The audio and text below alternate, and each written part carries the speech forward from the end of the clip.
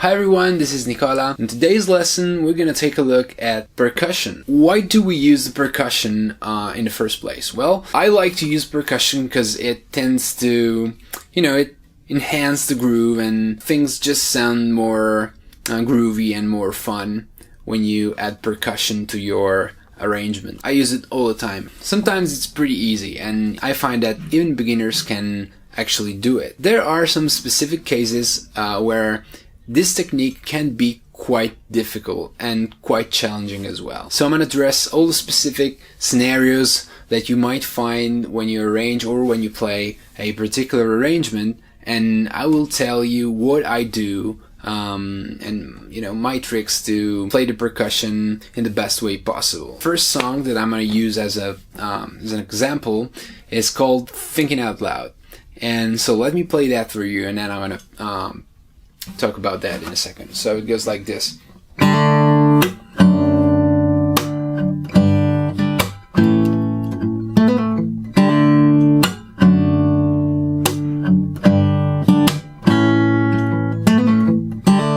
Alright, this is the easy scenario, the one that even beginners can actually play pretty well. So let me show you how it's written. You can see the percussion is of course on the second and fourth beat, but the thing is that it's played by itself. There's nothing else going on the second and fourth beat. So whenever you play the percussion, it's just a movement of the thumb hitting the string just by itself, and with little practice you can actually achieve that thing quite easily. Just to be sure you understand the movement, it's not a bouncing thing. You just need to land with your thumb on the sixth string and just stay there, alright? You'll see that the string hits the last fret and then snaps back into place, and that's fine, but your thumb needs to rest on the string. Of course there are many ways of playing it, and you might see that sometimes I bounce on the string, but just to start off, my advice would be play it and stay there. So this is the easy percussion, I like to call it. Whenever you have just the percussion by itself on the second and fourth beat, you're good to go. There's really nothing else to say. So now let me play Superstition by Stevie Wonder, and then we're gonna talk about scenario number 2.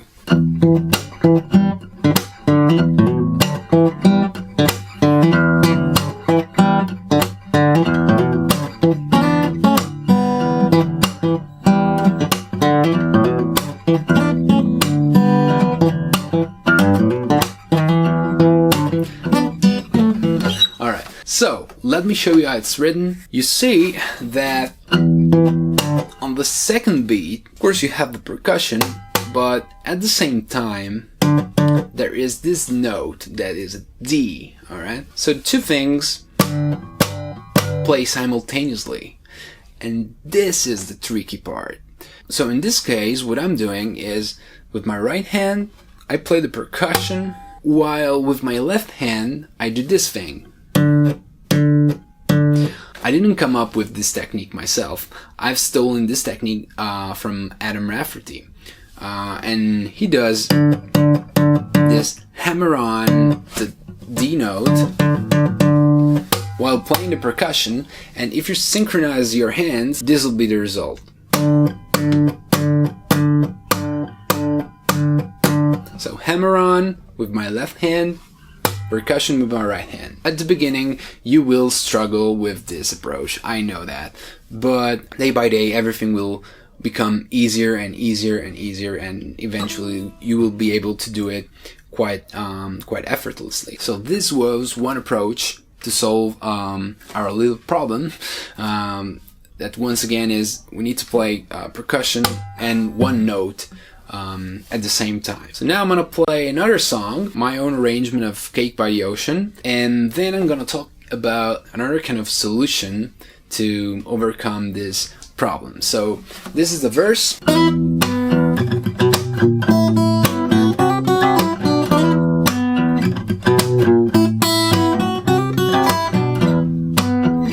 And so on and so on. On the second beat, I need to play this B and the percussion. What I'm doing here is I'm basically landing on the strings, not just with my thumb, but with my index as well. So,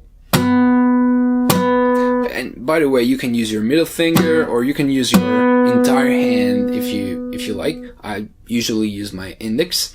So I land on all the strings, and the result is that my index is able to play the other note. But here it comes the tricky part.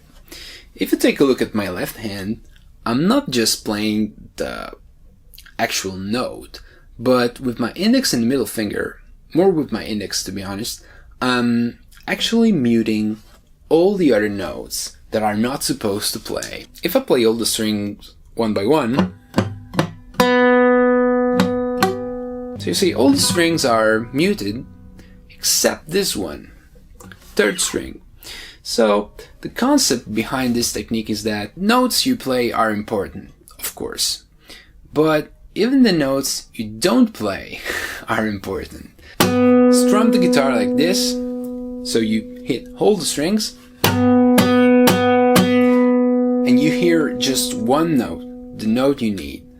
If you can do it, you can actually play this technique, because it means that your left hand is trained enough to mute and to stop all the unnecessary notes. Because you see, if I don't do it, the result sounds like this. You see, I'm playing many other notes that are not supposed to play. So this approach is more of a left hand technique than a right hand technique. Because if you think about it, the right hand just lands on the strings and there's nothing, there's nothing else to say. The hard work is done by the left hand. You need to learn how to mute all the unnecessary notes. And to do that, I can actually suggest a couple of exercises. You can pick a melody that you like and you already know and play, or maybe a scale. Let's choose like A minor pentatonic. Your goal is to play the entire scale or the entire melody with a downstroke of your index finger and the percussion together. If I play the pentatonic, it sounds like this.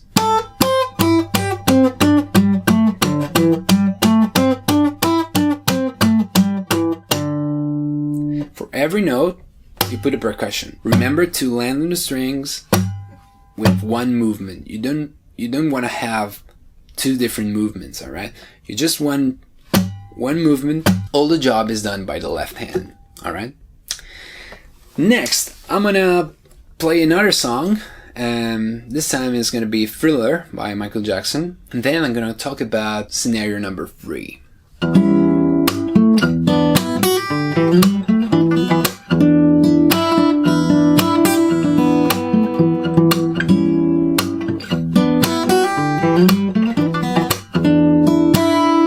See? So this is scenario number 3, when you play the percussion on the 2nd and 4th beat with a chord. So in this case we have quite the opposite problem of the previous example. Because in the previous example we needed to mute all the unnecessary notes. In this case instead we need our left hand to be able to leave space to actually make the note ring together, okay? So basically it takes an extra level of skills. Like, of course you need to mute the unnecessary notes, even in this case, because you don't want to play all the notes. You both need to mute the unnecessary note and let the right note ring. So it looks nice and clean and pretty simple, but in reality, my left hand has total control of the neck and the strings, and I'm super conscious of which strings to mute and which strings to let ring. So it just takes some practice before you reach that point when you don't even think about what you're doing, because you've just done it so many times that it's become like natural. But at first you need to you need to focus on all these things. And by the way, this is true for the previous example as well, for scenario number 2. You always need to take care of the unnecessary notes, the notes that are not supposed to play, and you do it by laying down your index finger or middle finger or even the ring finger sometimes. It depends on the chords that you're playing or the notes that you're playing. So beware of the fact that it's more of a left hand technique than a right hand technique. Next, there is scenario number 4. In this case, we need to play the percussion and the bass at the same time. Let me show you what I mean by playing I Wish by Stevie Wonder, and then I'm gonna tell you how to do it.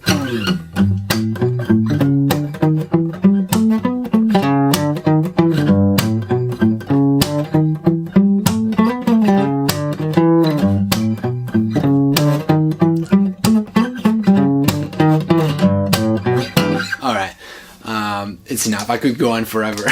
This is the intro part of I Wish. If I play it slowly,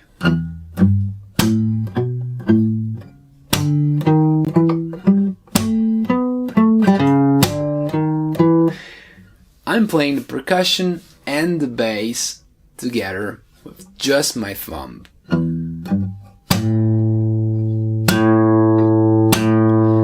To play this thing, you need to do 2 things. First is, you need to kind of bounce on the string, like, because if you land on the string and stay there, there's no way the string can actually ring. So you cannot stay with your thumb on it. You need to bounce away so the string is free to play. But there's not just that. So if you do it, you might get this result. So again, this is where the left hand comes into play, and the idea is the same as before. I mean, your left hand, and this is true for pretty much everything when you play fingerstyle guitar and even when you play electric guitar, to be honest. The left hand is just a gate that opens just for the right notes and closes when the right notes have passed, if that makes sense. I mean, it's really like a gate. Only the right notes are allowed to pass, and all the other unnecessary notes are just, you know, cut off. So in this case, again, I play with a very strong movement, the bass, but I'm safe because my left hand is taking care of the other strings and everything is perfectly muted. Even if I hit other strings, they won't affect the performance because, again, my left hand is taking care of that. So the moral of the story here is just learn how to control the strings and the neck using your left hand. And this is the most important tool you have. And this actually takes your guitar skills to the next level, because you will find that if you learn how to control all the strings, so once again, not just the notes and the strings that are supposed to play, but even the ones that are not supposed to play. So if you have what I call total control with your left hand, you will improve all your performances. And it's not just about fingerstyle guitar. Even if you play, I don't know, regular acoustic guitar or any pieces of music, learning how to control the guitar with your left hand, it makes the difference. So this is the moral of the story of this video. Actually, of course you can find on my website the fragments that I've played during this video, and you can download them for free. Just check the link in the description and you will find them somewhere on my page. And if you like this video and if you enjoy these lessons, please consider subscribing to the channel if you haven't already. And of course, if you have any questions or any requests for future lessons and future topics that you'd like to see on the channel, just let me know in the comments and I'll do my best to prepare some particular lessons if you need. So thanks again for watching, subscribe to the channel, and I'll see you in the next video.